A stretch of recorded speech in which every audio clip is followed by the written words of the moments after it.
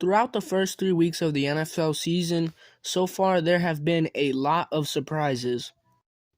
Some of these have been teams doing very good, better than we expected, some players playing extremely well, some teams not doing as well as we expected.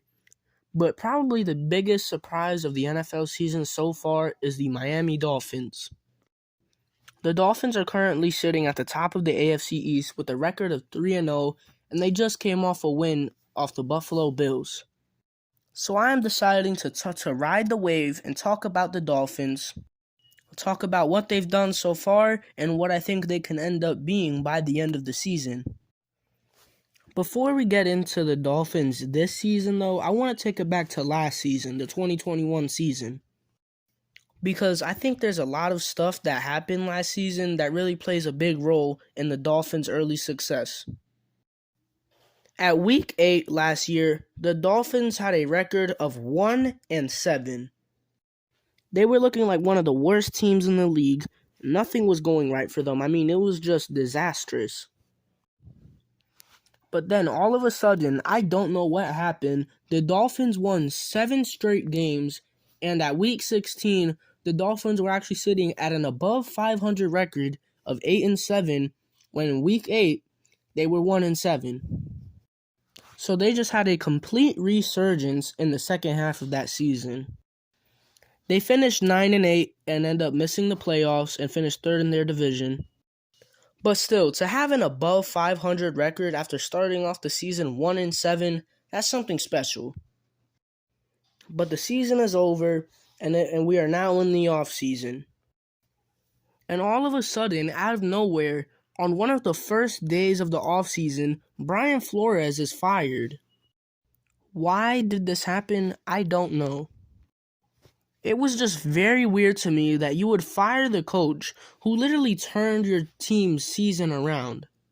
Because look, in this time, the Dolphins didn't necessarily look great. Tua was still struggling. They couldn't get much going on offense. So the reason they were able to win 8 straight games and finish the season with a positive record is because of Brian Flores and their defense, which I'm also giving that credit to Brian Flores because Brian Flores is a great defensive coach. So that was just very weird to me why they would fire him. I didn't know why then. I still don't really know why now. It was a big talking point for the early offseason until, so much trades and signings happened that this offseason was just wild. But that was one of the first things to happen this offseason. So anyways, they make a very weird and controversial move by firing Brian Flores. But outside of that, I'll say the Dolphins did really good things this offseason and made a lot of big moves. The biggest and most obvious one is obviously trading for Tyreek Hill. While they didn't really give up too much for him in the trade, they did give him a very big contract. But Tyreek Hill is one of the best players in the league, so a contract like that I'd say is reasonable. Their second biggest move after that, I'd say, is signing offensive tackle Teron Armstead. Teron Armstead is one of the best offensive linemen in football, and the Dolphins were able to add him, which is actually something that they really needed because their offensive line definitely needed some improvement, and I think it's safe to say that they got a little better. And while we're talking about offensive linemen, they also signed Connor Williams, who is another solid lineman to help improve their O-line. They also made other solid signings here and there. Running backs Raheem Mostert and Chase Edmonds. They also got Melvin Ingram, who's actually turned out to be a very good signing for them so far.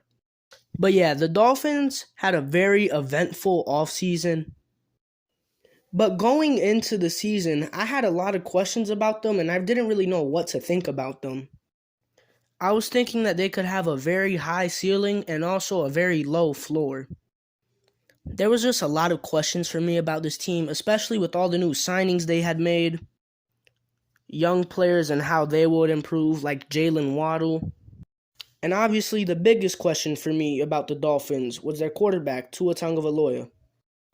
I was high on him ever since he entered the league. I always thought that he would be a solid quarterback, but I thought that it would take him a little bit of time to get there. And I didn't know if this would be the season where he would make those improvements to become a very solid quarterback in this league, where it would still take time. So yeah, going into the season, a lot of questions for me about this Dolphins team, about how they would, fit together as a team and play. So I didn't really make any hard predictions on them because I just didn't know. I thought that they could have went 8-9, or they could have won like 10 games or 11 games. My thoughts about this team were just all over the place. I didn't know what to think about them. So that's why I needed to wait till the season to see how they play, to finally talk about them and project what they can be. So let's finally get to the start of this season. Week 1, the Dolphins take on the division rival in the Patriots. And this game was just kind of there. The Dolphins won 20-7, but there wasn't much that I really took away from this game. I mean, of course, there were things like their defense looked solid, only holding the Patriots to 7 points. And on offense, I could definitely see that Tua is more favorable towards Tyreek Hill and Jalen Waddle, which makes sense. But there wasn't really much I could go off of that game. It's week 1. It's hard to tell things from week 1. But I will definitely say that their defense had a great showing that week. They had a couple sacks. They got a turnover, held them to 7 points. And on offense, Tua didn't look bad. He still had a couple Tua plays where, he would just he would make a bad throw and miss a wide open receiver. But I would say that he played okay. Tyreek Hill looked exactly like he did in Kansas City. And honestly, Tyreek was the biggest question for me on this Dolphins team going into the season. I didn't know how he would fit into the system on this new team with a new quarterback, all that stuff. It was just a big question mark for me. But nonetheless, he looked good in week 1. Jalen Waddle also did. He caught a touchdown. Those are really the main guys Tua was throwing to, which, makes sense. It's week 1. You're trying to just ease in to this new team. You got a brand new receiver in Tyreek. So I get that. But yeah, week 1, not much to talk about from the Dolphins. They won, but I think there was still a lot more to learn about this team. And I think we learned a lot of stuff in week 2 when the Dolphins took on the Ravens in what is one of the best games of the season so far, and will probably finish as one of the best games of the season. The Dolphins won this game 42-38, but through the first 3 quarters, it did not look like the Dolphins were going to be anywhere in contention to make this game anywhere close. Because the Ravens were just toying around with them through the first 2.5 quarters. The Dolphins in this game just did not look good through the first half. They had plays here and there that made the game seem a little closer, but it was all Ravens in the first half. The Dolphins defense just couldn't do anything to stop the Ravens offense. Lamar was just giving it to them drive after drive after drive, and there was nothing the Dolphins could do to stop them. And also for the Dolphins offense in the first half, they also just couldn't do anything. They only put up 7 points compared to the Ravens' 28. So yeah, the Dolphins were just down bad going into halftime. But the second half of this game was a completely different story. And this is where I want to give credit and mention Mike McDaniel, who I haven't mentioned this video, so this is the first time I'm talking about him. But I think this game says a lot about him as a coach. Because the Dolphins were down 28-7 at halftime, and honestly, they also didn't do good in the third quarter. They were down 35-14 going into the fourth. And honestly, most teams would probably just lay down, let the clock run out, maybe try to make an attempt to come back, but ultimately know that they're going to lose and just let that happen. But Mike McDaniel and this Dolphins team did not do that. They rallied their way back into this game, fought and clawed their way back into it. Their defense, after being non-existent the first 3 quarters, was shut down in the fourth quarter, only holding the Ravens to 3 points in the fourth. But what really led this comeback was the Dolphins on the offensive side of the ball. They scored 28 points in the fourth quarter compared to the Ravens' 3, 28-3. That's funny. And honestly, when I say offense, I just mean Tyreek Hill and Jalen Waddle. They both combined for 22 receptions this game, over 360 yards and 4 touchdowns. Like, that is just insane. And yes, I want to give credit to Tua because he is the one who had to throw the ball to them so they could make plays. So shout out to Tua. Threw 6 touchdowns this game, went absolutely off, even if most of it was just yards after catch by Tyreek Hill and Jalen Waddle. I benched him and Waddle in fantasy that week, and I also went up against Tyreek Hill, so, I was just not happy watching that game. But yeah, the Dolphins were able to make a monumental comeback in this game. They were down, I think it's 35-14 going into the fourth quarter. And they ended up winning this game 42-38. But yeah, this game showed a lot to me. Showed that Jalen Waddle and Tyreek Hill are probably one of the best receiving duos in the NFL. Tua Tagovailoa is a developing star in this league. I mean, especially if he has Tyreek Hill and Jalen Waddle to throw to. And their defense, too. While they didn't play good in the first 3 quarters, they played good in the fourth quarter when they were trying to make this comeback. And they won the game, so they played good when they needed to. But yeah, this game just showed a lot to me about how the Dolphins are as a team. They're resilient. They'll always fight back no matter how bad they're down. And that was just a really good win for them and really made me wonder how good the Dolphins truly are. But then we get to week 3, what I think is the biggest test for this Dolphins team to truly see if they're legit. They're playing the Buffalo Bills. The Buffalo Bills, I think, are a team that could go to the Super Bowl and win it. So this game was a very big test for the Dolphins. And of course, they're a divisional team, so they're rivals, all that. And they also play them another time this season. And the Dolphins win this game, and I want to give all of that credit to their defense. The Bills had the ball for 40 minutes of this game and only were able to put up 19 points. And what that really means is that the Dolphins have a very good red zone defense. Because if the Bills had the ball for 40 minutes, they had to be putting together long drives, starting from their own 25 and ending somewhere near the red zone.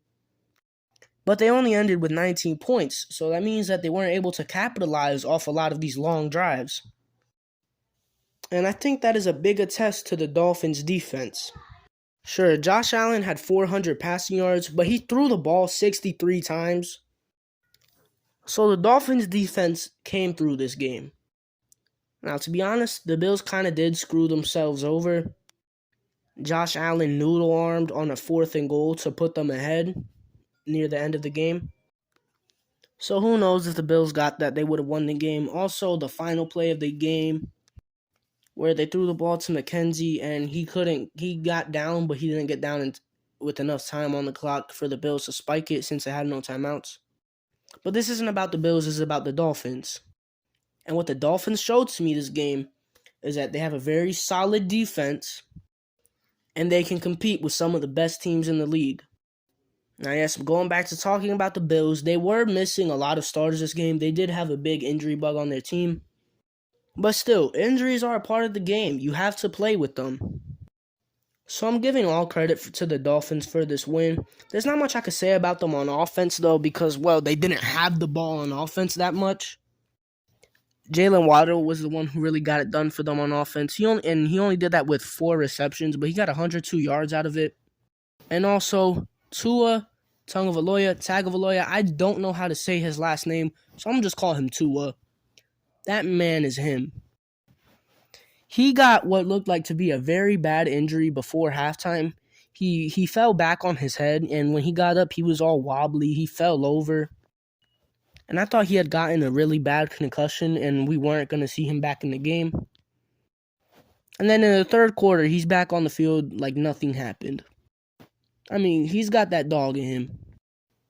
I mean, Tua's just showing me a lot this season, even if he hasn't, remarkably improved, or he's like all of a sudden a Pro Bowl quarterback. He definitely has improved. Even if it's just a little bit, he definitely has. He looks like he has, and he plays with more confidence. I think he's just going to continue to improve throughout the season, little by little. And I hope he does because I really believe in Tua. I think he could be a very good quarterback in this league. And I think we're starting to see little bits and pieces of those things that make him a good quarterback. And one of those might be his bravery and courage to go back into the game after what looked like he had a very bad concussion. And he was still able to lead them to a win even if they only got 19 minutes of offense in this game. So the Dolphins win this game. They're 3-0. And I definitely don't have as much questions about the Dolphins now than I did at the start of the season, but I still do have some. One of the bigger ones is probably their running game. Who is the lead back there? Because in these first 3 weeks, it seems like they switch between Mostert and Edmonds play after play. And honestly, I think the way they should do it is just run a 2 running back system where they both get kind of equivalent snaps and touches. I think that's a good way to run your offense. If you don't have an elite running back, I think that's a great way to run your rushing game on an offense. But what do I know? And I am going to give a preview for the Dolphins' Week 4 game against the Bengals, since that is today. Well, tonight. First thing I want to say, what a uniform matchup this is. I know this has nothing to do with the football, but this is just going to be a very visually appealing game to see. The Bengals are wearing their all-white uniforms with their white helmets. It's going to look so nice. And the Dolphins are wearing all aqua, which is just their aqua jerseys, aqua pants. I think they need an aqua helmet because that would really go well with that uniform. But nonetheless, still going to be a very good uniform matchup. But as for this game, I think this is a very big test for both of these teams. Especially the Dolphins because, the first couple games of the season have been kind of weird for them. Week 1 against the Patriots, I don't really think the Patriots are that good, to be honest. Week 2, as fun as a game that it was, and, they made a monumental comeback, all of that, that's just something that you don't see a lot. And then Week 3, they beat the Bills, but the Bills were very injured that game. So while the Dolphins are 3-0, I think there might be some questions to their validity of being 3-0. But nonetheless, they are 3-0, so all credit to them. But I think that this upcoming game is their biggest test. I think that both of these teams are pretty much on the same level in terms of talent. The Bengals are also relatively healthy this game, so that's not going to be a huge factor as it was for the game against the Bills. So yeah, this is a big test for the Dolphins. I want to see what they do on defense to try and put a stop to Joe Burrow, Jamar Chase, T. Higgins, Tyler Boyd. That whole Bengals passing game. It hasn't been too good this season, but it was very good in Week 3 against the Jets. So now they might have some steam going. So I want to see what the Dolphins put out there to stop that. And on offense, I kind of want to see some difference in their offense. I don't want to just see, the Tyreek Hill and Jalen Waddle show. I want to see other people finally get to eat. And I'm not saying that other people haven't done anything for the Dolphins this season. Like Mike Gesicki has been solid. Chase Edmonds and Raheem Mostert, they're pretty much splitting carries in the backfield. But I want to see other guys like Cedric Wilson, who they added in the offseason, and I haven't seen much of this season. Just want to see what the Dolphins will do because the Bengals are more than likely going to put out a scheme to stop those main 2 guys, Tyreek Hill and Jalen Waddle. Now, are they going to be able to do that? I don't know. But if they do that, I want to see what the Dolphins will resort to. I want to see how they're going to resolve those problems if they can't get it going with Tyreek and Jalen Waddle. So yeah, I definitely think that this game is a big test for both teams. As for who I have winning this one, I don't know. I don't know if the Dolphins keep their streak going or if the Bengals are finally back after having a rough first 2 weeks, but then having a bounce back week against the Jets. I don't know. This game is very hard for me to predict the winner, but since I'm making a video about praising the Dolphins and all that, I'm going to give the Dolphins the win this week and have them starting off the season 4-0. But yeah, that's it for this video. I try to make something, a little different. Instead of just always doing predictions and reactions, I want to do something different to stop those videos from getting kind of stale. And I really wanted to make a video about the Dolphins because I'm very interested in them, and they're 0-3, which I was not expecting. But yeah, I definitely have a lot more that I think about the Dolphins now than I did before. And to project how they'll finish the season as a team, I think they're for sure going to be a playoff team. I mean, if they keep playing like this, there's no way they aren't going to be. But I think they'll eventually cool down because right now they're super hot, and I think they're eventually going to cool down, settle down a little bit. I think they'll end up finishing the season like 11-6, which is still very good.